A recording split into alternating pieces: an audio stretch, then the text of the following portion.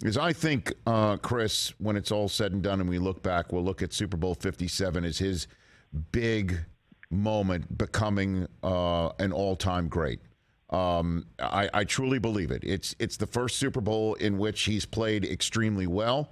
It's the Super Bowl that made him a multiple winner. He's the first guy since Kurt Warner, ending a streak of 9 straight MVPs of the league, to play in the Super Bowl, to actually win it.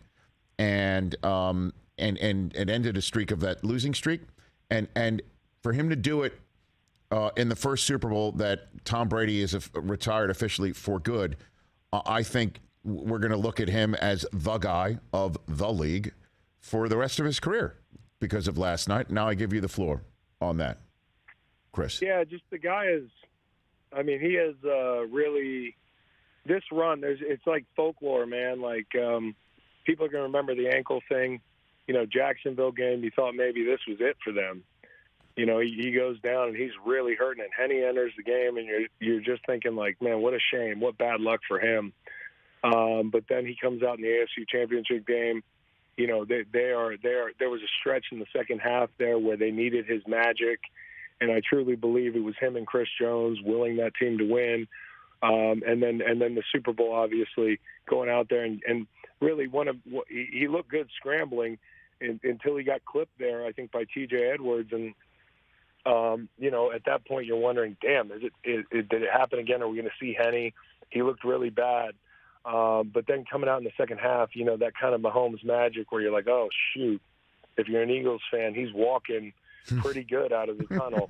And that first drive, I'll have this play kind of burned into my brain, him scrambling with a stiff arm on Jordan Davis just to keep him off him long enough to deliver that ball to Travis Kelce. And it's a low catch. Yep. It's a really tough catch. And it just encapsulates, their greatness. It's like when they absolutely need to make a play, when everything seems like it's broken down, those two have been able to find each other in huge situations. And so, yeah, I think Mahomes is the face of the sport, and it's ironic because a couple weeks ago, it felt like we were doing this whole "is Joe Burrow now the face of the sport" conversation. But ultimately, it comes down to these last games, and what's scary to think about is had he had a healthy offensive line against the Bucs, maybe we're talking about 3 championships and 3 for 3 and that sort of thing. So Patrick Mahomes deserves a great deal of credit. And I also you couldn't have a better guy be the face of the sport.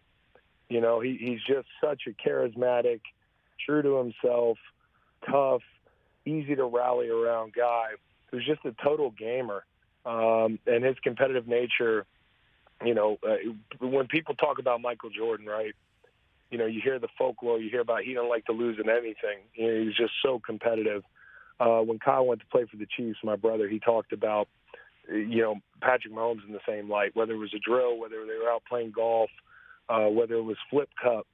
This guy wants to win every single thing that he takes on, and we there's a lot of hyperbole in sports.